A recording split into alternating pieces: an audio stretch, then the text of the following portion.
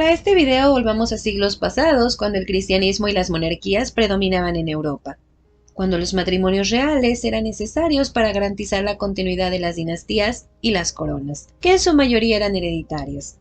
Naturalmente, en estos tiempos la homosexualidad podía poner en peligro el equilibrio de las cosas, y como tal era condenada por la sociedad, la religión y hasta la ley. Pero todavía existieron monarcas que amaron a personas de su mismo sexo, aún arriesgándolo todo. Y a continuación yo les enlisto 15 casos. Comencemos con Guillermo II de Inglaterra. Nacido en el año 1056, Guillermo fue el heredero del normando que conquistó Inglaterra, y al igual que su padre, fue un buen militar y un líder que supo mantener a raya a sus nobles. Pero aunque en general fue un buen monarca de su tiempo, su vida personal se consideró peculiar. Nunca se casó, no tuvo amantes ni hijos, y tampoco mostró interés en ninguna dama de la corte.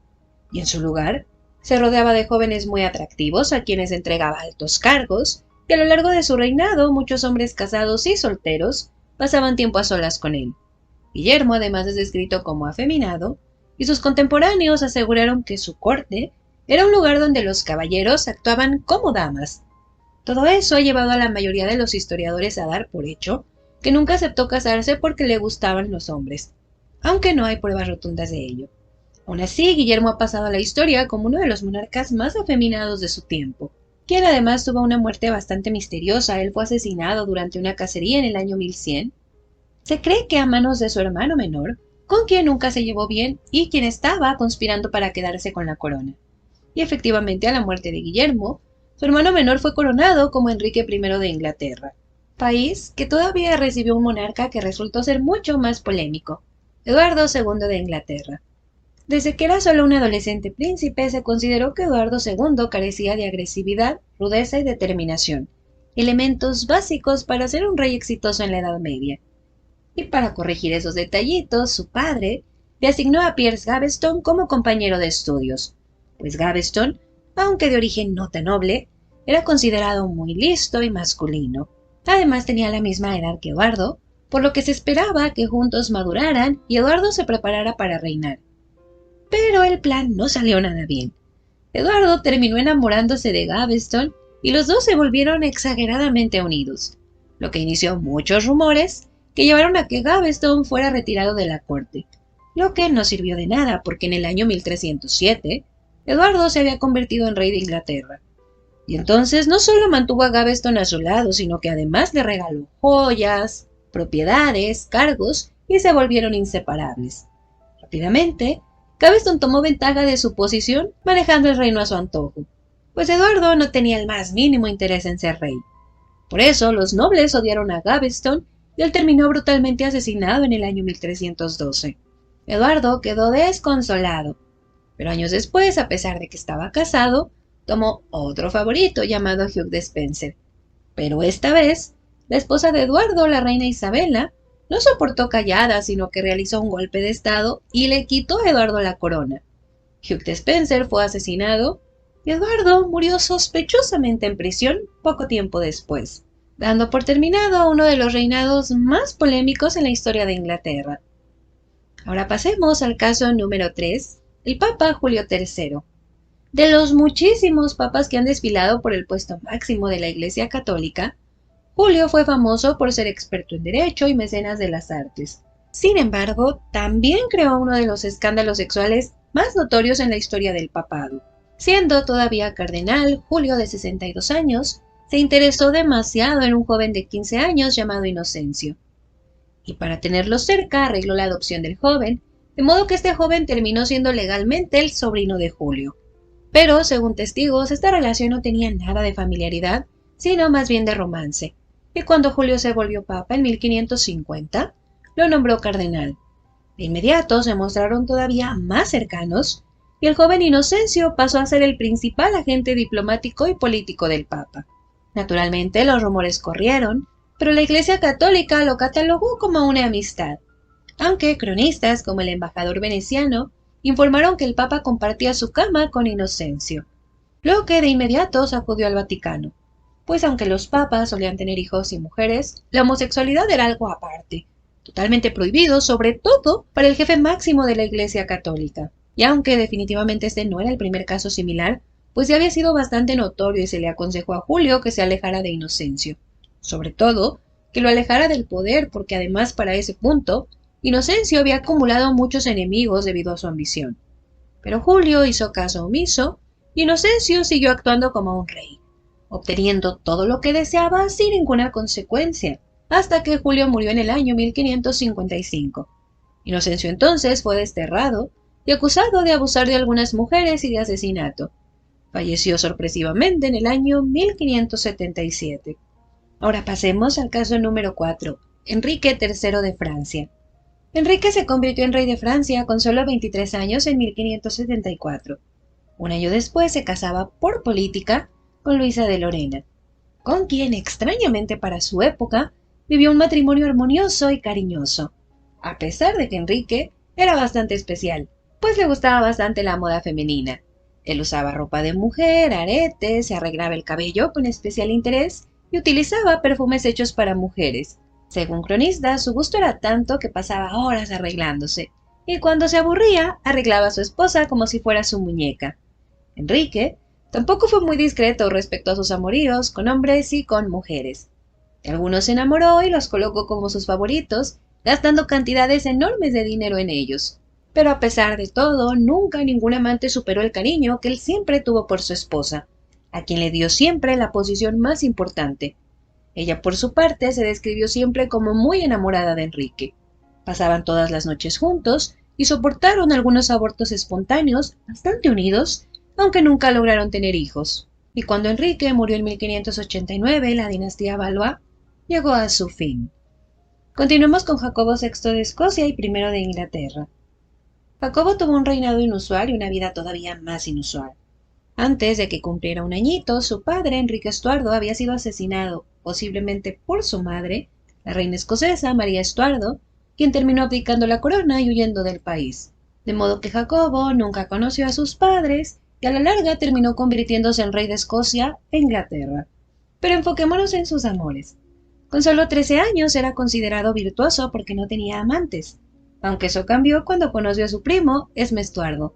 Él tenía 37 años, una esposa y 5 hijos, lo que sin embargo a Jacobo no le importó, quien de inmediato lo nombró miembro del consejo privado, conde y duque.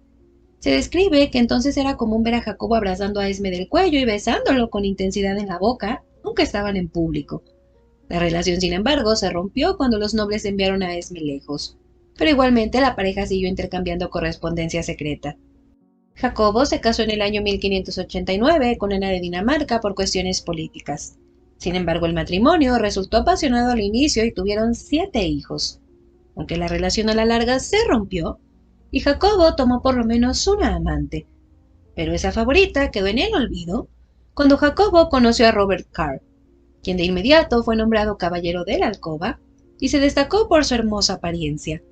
Pero Robert terminó causando la ira de Jacobo cuando dijo que prefería pasar las noches con su esposa y no con el rey.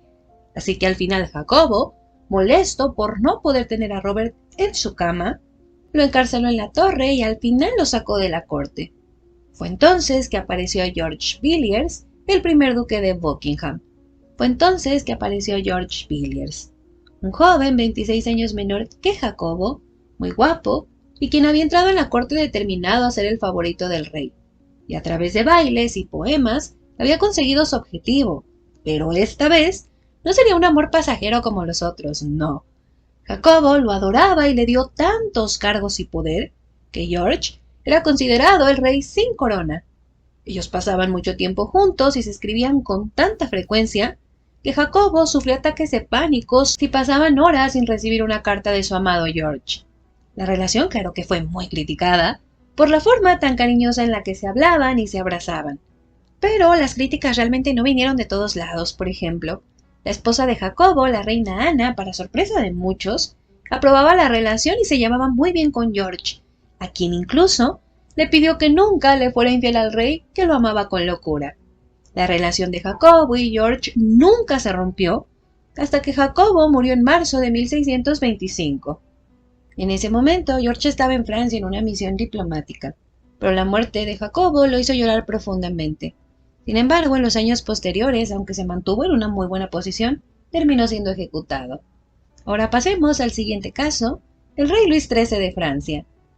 Luis fue apodado por muchos como el Casto debido a que públicamente le fue fiel a su esposa, la española Ana de Austria, con quien estuvo casado desde la niñez. Pero su fidelidad tiene poco, más bien nada que ver con el amor, pues de hecho él y su esposa apenas si se toleraban. Él tardó 4 años en consumar el matrimonio y nunca se sintió atraído por ella. Y lo de la fidelidad, en realidad se debió a sus creencias religiosas. Pero a pesar de esas creencias, Luis no pudo ocultar su fascinación por las personas hermosas, hombres y mujeres, sobre todo los hombres, con quienes formó vínculos afectivos innegables. El primero de estos hombres fue Charles de Albert, quien entró al servicio del joven rey en el año 1611. Y a pesar de la diferencia de 23 años, Luis nunca ocultó su cariño por él. La pareja incluso se apoderó del poder de la corte, aunque Charles murió poco tiempo después por causas naturales. Y Luis tomó otros favoritos.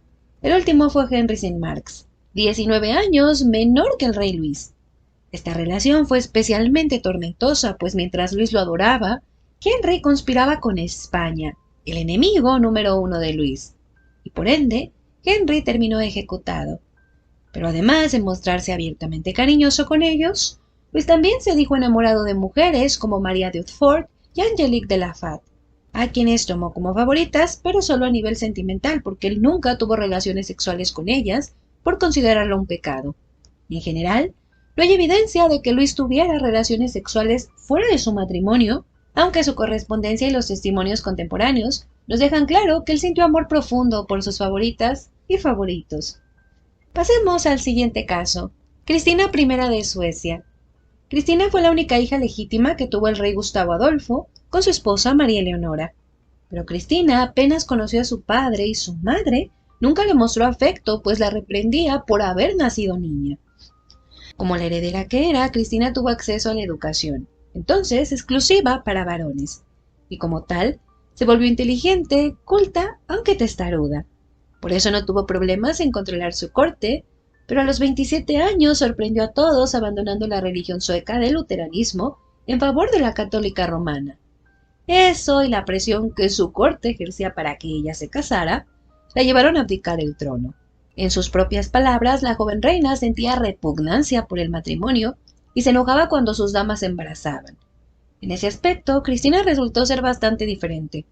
No usaba joyas ni peinaba su cabello, caminaba, se sentaba y cabalgaba como hombre. Prefería los pantalones sobre los vestidos y adquirió muchas pinturas de mujeres desnudas. Cristina además señaló a la condesa de Vespar como su compañera de cama por muchos años. Pero a diferencia de otros monarcas de los que les he hablado, Cristina nunca se dejó influir políticamente por su favorita. Y eventualmente la condesa se casó alejándose de Cristina, quien públicamente no tuvo otra favorita, pero se acercó a otras damas, incluyendo la francesa Gabrielle de Roquefort. Después de su abdicación, Cristina se retiró de la corte, asistiendo mucho al teatro y rodeándose de plebeyos, aunque nunca dejó de buscar el poder, intentando sin éxito conseguir por lo menos 3 coronas de otros reinos. Finalmente, la ex reina murió en 1689. Nunca tuvo hijos ni amantes masculinos, y sobre ello, Cristina se limitó a decir que nació, vivió y murió libre. Ahora pasemos con Gian Gastone, gran duque de Toscana. Los Medici fueron una dinastía excepcional. Apoyaron el humanismo y financiaron el Renacimiento italiano. Pero nada es para siempre y el último gobernante que llevó el apellido Medici fue Gian Gastone, nacido en 1671 como el segundo hijo de Cosme III de Medici. Tuvo la mejor educación académica disponible, lo que lo llevó a ser un experto botánico y a hablar más de 6 idiomas. Pero, como no era el mayor, fue ignorado por su padre, quien se molestaba porque Gian tenía tendencias a deprimirse constantemente. Pero pronto, muertes desafortunadas dejaron a los Medici sin herederos. En el año 1697, Gian se vio obligado a casarse con Ana María de Sajonia-Lauenburg. Tuvo que dejar Florencia para mudarse con ella a un pequeño pueblo de Bohemia, donde, aburrido, Gian pasó sus noches comiendo, bebiendo y jugando hasta que acumuló muchísimas deudas. Su matrimonio nunca funcionó y para 1699 Gian pasaba la mayor parte de su tiempo en Praga, donde su sirviente y amante, Giuliano Dami, le conseguía prostitutos jóvenes. Jan finalmente se separó de su esposa y se convirtió en gran duque de Toscana en el año 1623. Al inicio, fue un gobernante muy productivo y enfocado, pero menos de 5 años después volvió a su hábito de beber, jugar y pasar gran parte de su tiempo en la cama, donde era atendido por un grupo de jóvenes pagados a quienes se les conoció como los Ruspanti, nombre tomado de Ruspi, que era en ese tiempo el nombre de la moneda con la que el gran duque les pagaba sus servicios. De esta forma, Jan consumió los últimos años de su existencia hasta su muerte, y como no tuvo herederos, Florencia quedó a merced de otras familias reales, y la dinastía Medici comenzó a decaer, perdiendo el Gran Ducado de Toscana. A continuación tenemos a la reina Ana de Gran Bretaña. Ana fue la primera reina de Gran Bretaña como un reino oficialmente unificado, y como tal enfrentó muchísimos desafíos, una corte dividida, un clima religioso inestable y una economía muy dañada. Pero sobre todo, se enfrentó a la enorme presión de ser la última Estuardo elegible para el trono, lo que la llevó a tener un total de 17 embarazos, aunque ninguno de sus hijos llegó a la edad adulta. Eso y su poco interés en reinar la volvieron una monarca poco memorable y muy poco popular, aunque algo polémica. Primero, por la cercanía que tuvo con Sarah Churchill, 5 años mayor que Ana. Las dos fueron amigas desde la niñez, pero esta amistad se tornó demasiado peculiar con el tiempo. Se crearon apodos, se regalaban cosas íntimas y también intercambiaron muchas y muy apasionadas cartas. Destaca una en la que Ana le escribió a Sara: «Prefiero vivir en una casa de campo contigo que reinar como una emperatriz del mundo sin ti». Y esa solo fue una de las muchas frases que intercambiaron. Siendo reina, Ana llenó a Sara de altos cargos, títulos, así como gran parte del poder. Pero para 1770, Abigail, una prima de Sara, llegó a la corte, y de inmediato se posicionó como la nueva favorita de la reina. Sara terminó perdiendo la pelea y fue echada de la corte en 1711, mientras que Abigail permaneció como una de las favoritas de Ana hasta la muerte de la reina. Pero más allá de la correspondencia y la cercanía de las mujeres, no hay evidencia de que las relaciones entre Ana y sus favoritas fueran de índole sexual. Y cabe la pena mencionar que la reina Ana estuvo casada desde 1683 con el príncipe Jorge de Dinamarca, con quien tuvo un matrimonio excepcionalmente feliz, amoroso y muy unido. Ahora hablemos de Federico el Grande de Prusia. Desde que era un niño, Federico II mostró su interés en la cultura francesa, especialmente en la poesía, la ropa y la música, cosas que en su tiempo se consideraron muy femeninas. También declaró que le atraían muy poco a las mujeres y que no deseaba casarse, lo que no le agradó nada a su padre, y todo empeoró cuando a los 16 años Federico se embarcó en una relación sentimental con Peter Carl Christoph, un paje de 17 años. Este paje fue echado de la corte, pero después Federico inició una relación con el noble Hans Hermann, con quien, según contemporáneos, sí tuvo relaciones sexuales, y los jóvenes incluso planearon huir a Inglaterra. Pero el plan fue frustrado y Hans terminó siendo ejecutado, y Federico en adelante tuvo que ajustarse al modelo de un heredero de su tiempo. Heredó la corona en 1740 y de inmediato resultó ser un líder militar, un político astuto, un rey bondadoso y un gobernante tan bueno que convirtió a Prusia en una gran potencia mundial. Se casó, pero el matrimonio fue infeliz y sin hijos, aparentemente porque luego de una enfermedad venérea, Federico quedó incapacitado para tener relaciones sexuales, aunque sí sostuvo una relación sentimental con Michael Gabriel Frederstorff, con quien Federico mantuvo correspondencia romántica. Él fue inicialmente una ayuda de la Cámara del Rey, pero cuando Federico tomó la corona, le proporcionó una propiedad y actuó como su primer ministro no oficial. Voltaire, que fue un amigo cercano de Federico, describió cómo el rey no permitía mujeres en sus residencias privadas, pero sí jóvenes atractivos con los que se entretenía íntimamente. A continuación tenemos a Carlos I de Württemberg. Carlos fue el tercer rey que tuvo este estado ubicado en Alemania. A los 23 años se casaba con la gran duquesa Olga, hija del zar Nicolás I, con quien, aunque no se llevaba mal, nunca tuvo una relación muy cercana y de hecho no tuvieron hijos, aparentemente porque Carlos se negaba a dormir con ella por problemas de salud. Aunque los rumores decían que en realidad desde los primeros años de matrimonio, su esposa sospechaba que Carlos era demasiado apegado a jóvenes de la corte, como Charles Woodcock de los Estados Unidos, un ex chambelán a quien Carlos elevó a ser varón. Lo mismo hizo con Donald Henry, quien además obtuvo muchísimo dinero y poder. Naturalmente, estalló un escándalo tanto en América como en Europa, y ante las críticas y los rumores, Carlos tuvo que echar a sus favoritos de la corte y ser un poco más discreto. Pero eso no duró mucho porque conforme pasaron los años, él se volvió más abierto respecto a sus preferencias sexuales, sin importarle las muchas críticas y las burlas que recibió en los periódicos de toda Europa.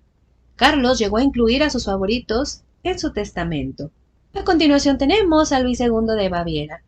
Nacido en 1845, Luis es recordado como uno de los monarcas más ineficientes de la historia de Baviera, probablemente porque, según él mismo, le faltaba educación al momento de recibir la corona a los 18 años. Pues lo primero que hizo no fue ponerse al tiempo con la política, sino traer a su lado al compositor Richard Wagner. Él tenía 51 años, y a pesar de la enorme diferencia de edades de 33 años, Luis se declaró perdidamente enamorado de Richard, aunque nunca fue correspondido. Esta no era la primera vez desde su adolescencia. Luis se mostró interesado en jóvenes, incluyendo al aristócrata Paul von Thorn. Pero cada vez que Luis se mostraba enamorado de algún joven, fue severamente reprimido, y su educación religiosa se volvió más severa, de modo que su amor por los hombres lo hacía sentirse culpable. Por eso llegó a comprometerse con su pariente y amiga, la duquesa Sofía, con quien compartía una atracción intelectual. Pero al final Luis canceló la boda, declarando que lo hacía por la libertad, aunque en realidad se había enamorado de Richard Horning, un apuesto mozo de establo, quien fue ascendido de inmediato al cargo más alto de la casa del rey. Los dos intercambiaron apasionadas cartas que dejaron claro que su relación era tanto física como sentimental, aunque no exclusiva, pues Luis estuvo con otros muchos jóvenes, incluyendo actores y aristócratas, con quienes gastó mucho dinero, por lo que el público lo acusó de despilfarrador. Eso y gastar también en muchas residencias, así como su peculiar estilo de vida, llevaron a que sus contemporáneos lo tacharan como loco. Así que él terminó depuesto en el año 1886. Ahora tenemos al rey Gustavo V de Suecia. Gustavo fue un monarca sin altos ni bajos políticos, pero centro de uno de los escándalos públicos más grandes de su tiempo.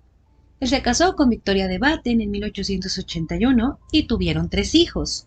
Pero aunque gozaron de estabilidad pública, el matrimonio se rompió muy rápido. Victoria fue acusada de tener amantes y Gustavo de tener interés en otras personas, tanto hombres como mujeres, destacando Kurt Hageby, un delincuente convicto que en el año 1931, por una solicitud comercial, tuvo una audiencia con el rey Gustavo, quien era 39 años mayor que Kurt. Los hombres, aunque completamente opuestos, se volvieron muy cercanos, y Gustavo financió no solo el divorcio de Kurt, sino también sus ideas de negocios que siempre fracasaban. Desde entonces empezó una dinámica muy extraña. Kurt obtenía mucho dinero, pero después era arrestado y enviado lejos. Otra vez volvía y tenía mucho dinero del gobierno sueco, hasta que de repente declaró públicamente que había sido amante del rey entre los años 1936 y 1947. La corona sueca respondió de inmediato acusándolo de chantaje y mentira. El fallo, desde luego que fue a favor del rey, pero en general se acepta que sí fueron amantes, lo que explica el peculiar interés de Gustavo en Kurt y las enormes sumas de dinero que la monarquía le pagó durante años. Pues recordemos que además la homosexualidad en esos años era ilegal en Suecia, y de haberse confirmado, Gustavo habría perdido por lo menos la corona. El rey murió en el año 1950 sin haber aceptado la relación, y Kurt se suicidó en el año 1965. Dándole fin así a uno de los escándalos más grandes de Suecia. A continuación tenemos al rey Fernando I de Bulgaria. Fernando fue descrito por la reina Victoria como un excéntrico delicado y totalmente inadecuado para ser monarca, ya que estaba obsesionado con la moda, las joyas y las flores. No tenía experiencia como soldado ni como gobernante. Pero fue lo de afeminado lo que hizo que varias princesas rechazaran sus propuestas de matrimonio, hasta que a los 32 años se casó con la princesa María Luisa de Borbón y Parma. El matrimonio tuvo 4 hijos, pero solo se hizo por razones políticas, y las vacaciones regulares de Fernando a la isla italiana de Capri, que entonces era famoso porque lo frecuentaban hombres homosexuales adinerados, eran de conocimiento común en las cortes reales de toda Europa. Eso sumado a las declaraciones hechas en el año 1895 por el ex primer ministro de Fernando, Stefan Stambolo, quien detallaba los encuentros homosexuales de Fernando, crearon un gran escándalo que aumentó cuando Stamboliv fue misteriosamente asesinado. Según testigos, Fernando también tuvo varias amantes y muchos hijos ilegítimos, pero durante sus últimos años prefirió la compañía masculina, que incluía deportistas y empleados de su casa. Y para cuando se casó por segunda vez con Eleonor Gasparine, él se negó a dormir con ella porque él solo quería una figura femenina en su casa y en la corte. Y durante sus últimos años, era un hecho que tuvo muchos amantes a los que dedicó mucho tiempo y dinero. Y aunque Fernando fue un gobernante al inicio, eventualmente se volvió muy criticado, tanto que en el año 1918 fue forzado a abdicar el trono, después de lo cual Fernando vivió una vida de exilio completamente lujosa. Y ahora pasemos al último caso, Humberto II de Italia. Humberto fue el último rey de Italia, aunque no reinó más de un mes, por lo que se le conoce como el Rey de Mayo. Humberto contrajo matrimonio arreglado con la princesa belga María José, aunque vivieron la mayor parte de su matrimonio separados, desde la luna de miel, tiempo durante el cual Humberto se hizo acompañar de amigos cercanos a quienes dio regalos que luego ellos presumieron, por lo que no es una sorpresa que el primer hijo de la pareja real naciera hasta 4 años después de celebrado el enlace. Eventualmente la pareja tuvo un total de 4 hijos, pero ni eso unió a la pareja real. Humberto y su esposa mantuvieron vidas completamente separadas, y cuando Humberto se hizo rey, ya con la monarquía al borde del colapso, él se rodeó de hermosas mujeres que luego declararon como todo había sido una farsa para silenciar la homosexualidad de Humberto, que ya era algo ampliamente sabido en Italia. Enrique Montanari relató que en la ciudad de Turín durante el año 1927 fue persistentemente cortejado por el príncipe Humberto, quien incluso le hizo regalos muy costosos. El director de cine, Luchini Visconti, también reveló haber tenido una relación sexual con Humberto. Y a lo largo de su vida, Humberto fue acusado de ser pederasta y de acosar a los militares de su país. Pero nunca se formalizaron las acusaciones y él no tuvo una relación estable con alguna persona en específico, aunque sí se le relacionó con muchos actores y deportistas, sobre todo después de que perdió su corona en el año 1946, momento en el que él y su esposa se separaron definitivamente, aunque nunca se divorciaron.